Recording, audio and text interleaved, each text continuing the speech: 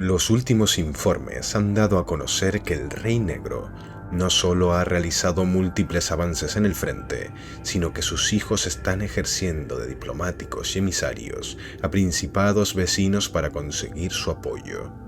Esferia representa un potencial enemigo. Su reciente aperturismo hacia los brujos y su hechicería incontrolada suponen un gran problema, aunque, si esto sucediera así, estoy seguro que la Iglesia y la Inquisición aceptarían ayudar y dejar de lado los actuales problemas políticos con tal de acabar con este principado. Daphne nunca apoyaría a Ictramar, demasiado opuestos en su percepción social del mundo. Aunque el mayor problema, sin duda, es el CIA. Sus gremios, su sistema político y su poder económico son demasiado notables. Además, su conexión con los principados de la lejana Bardia y el este del imperio hace que un bloqueo económico y naval sea imposible. Por el momento, nos aseguraremos de que nuestra influencia en el ejército del Señor de la Guerra aumente. No permitiré disensiones y, cuando sea necesario, forzaremos la mano de Mijail Mashenka para actuar. El conocido Señor de la Balanza tiene la falsa noción de que desconozco sobre sus planes y la vigilancia que nos presta, mas debiera preocuparse de cumplir su papel como señor de la guerra del nuevo continente y líder de los ejércitos imperiales aquí. Sin más dilación, comprobemos lo que tenemos en los archivos sobre la Primera Guerra de los Ríos.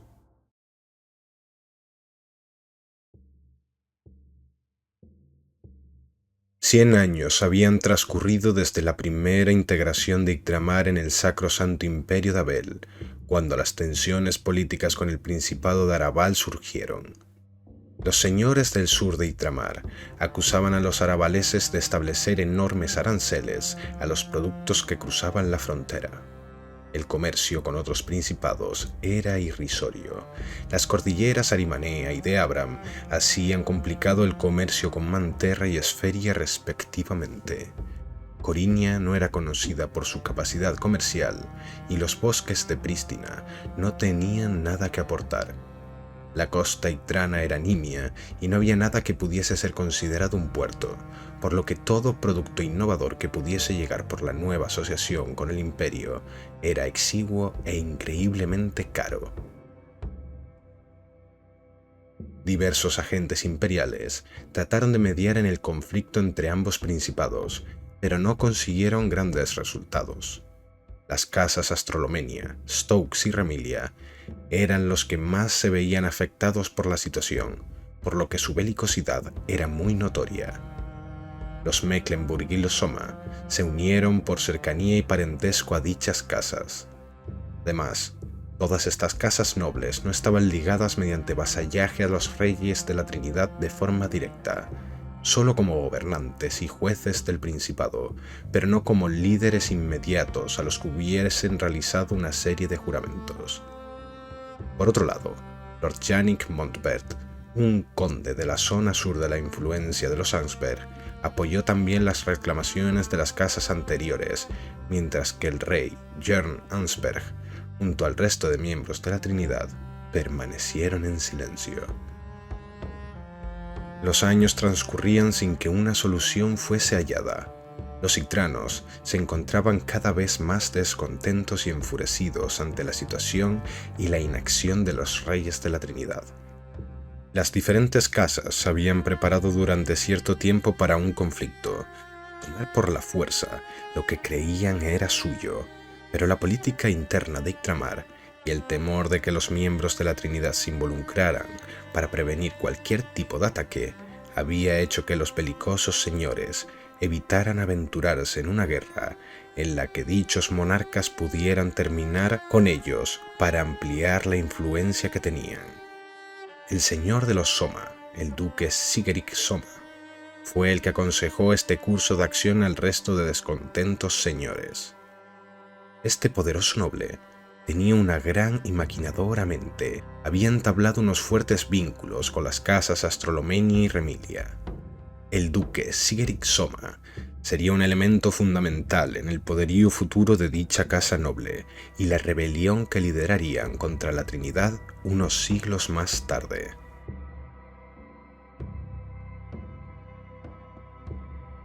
La gota que colmó el vaso de la paciencia de los Yggdranos llegó tras el nombramiento de un nuevo príncipe por parte del Senado de Arabal.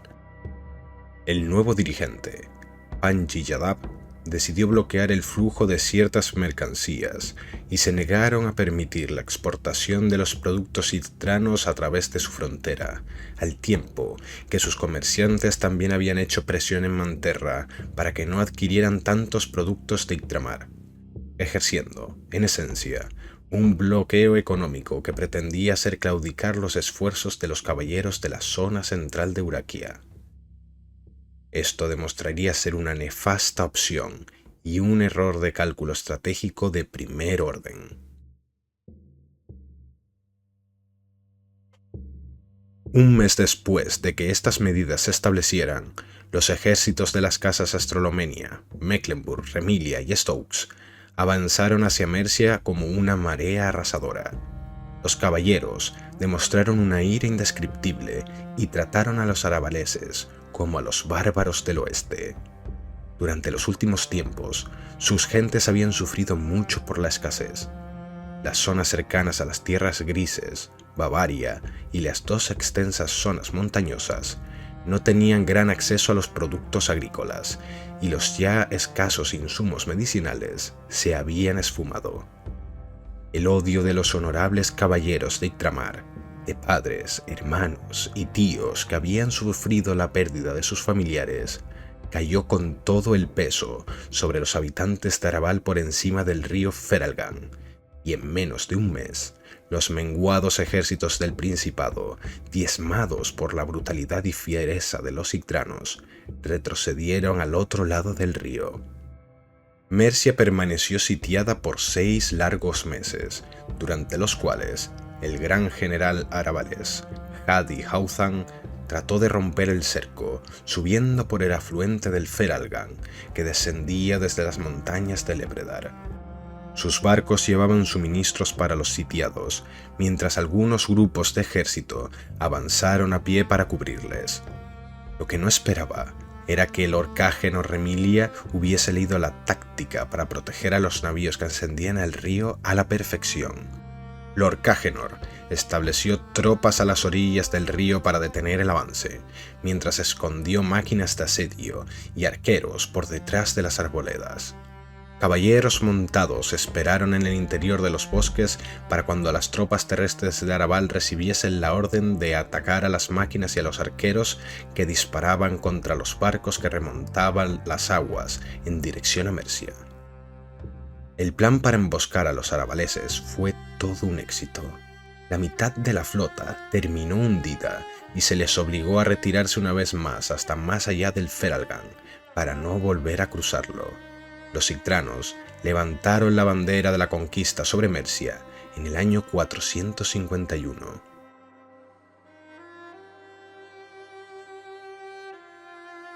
En el otro lado de la contienda, los Montber recibieron el apoyo de los Astrolomenia en su guerra en las praderas. La poderosa caballería de los Montber, junto con la táctica de guerrilla de los Astrolomenia, su arte para el espionaje y actuar tras el telón, les garantizó un avance aplastante sobre los soldados del Principado sureño, los cuales no estaban formados para enfrentar tales cargas de caballería. La fortaleza de Sigan, un enclave importante en el paso de mercancías entre Arabal, Manterra e Yggdramar, fue reclamado por los Montber en un asedio relámpago. Sufrieron grandes pérdidas, pero temiendo que el alargamiento del conflicto atrajera la atención del señor de la guerra y las acciones de los árbitros imperiales, optaron por un asalto frontal, aprovechando su superioridad numérica y la rapidez con la que pudieron elaborar máquinas de asedio y torres de asalto. La poca capacidad defensiva de las tropas que guarnecían Sigan y su poco tiempo para adecuarse a un ataque de tal magnitud causó la caída de tan poderosa fortificación. Los señores de las casas conquistadoras le concedieron a la familia Stokes el gobierno y la propiedad de la ciudad de Mercia y sus tierras colindantes, pasando de condes a vizcondes, aunque aún bajo la pleitesía de los Soma y la alianza con esas fuertes casas que les habían ayudado.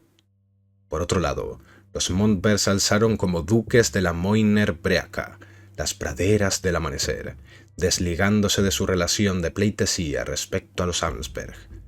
El rey Jörn estuvo tentado de marchar contra la díscola casa, pero el fuerte apoyo que tenían de parte de otras familias nobles independientes le llevó a evitar tal acción. También, el consejo de su audaz esposa, Sibyl Ansberg, ayudó a calmar sus emociones, según dicen las crónicas de la época. Presuntamente, la reina consorte le avisó de las consecuencias que podía tener semejantes acciones en la estabilidad del principado y de la situación de primacía de la casa Ansberg. Esa actuación podría haber sido instrumentalizada por los otros dos reyes de la Trinidad para menoscabar la fuerte posición de la tradicional Casa de la Espada Enjollada. La primera guerra de los ríos llegaría a su fin cuando el primer árbitro imperial, Seofar, llegó a la zona de las hostilidades. Este atestiguó que las partes habían tenido suficiente y que los arabaleses no podían continuar con el conflicto, mientras que declaró que los ictranos se abstendrían de continuar su avance hacia el sur. El rey de las aguas demandó que le fuese devuelto el territorio perdido, pero Seofar le negó dichas exigencias y le comunicó que el Senado Imperial y el emperador habían decretado que el resultado del conflicto determinaría quién llevaba la razón, como si se hubiese arbitrado desde el comienzo. Asimismo, no habían pasado desapercibidas las acciones de guerra económica y el intento de bloqueo comercial por parte del gobierno de Arabal, por lo que se había decretado el pago de los costes de guerra a favor de Ictramar. Esta guerra sentaría las bases de una enemistad y rechazo generalizado, no solo entre las élites, sino entre los pueblos de ambos principados, que, menos de un lustro después, desembocaría en la Segunda Guerra de los Ríos.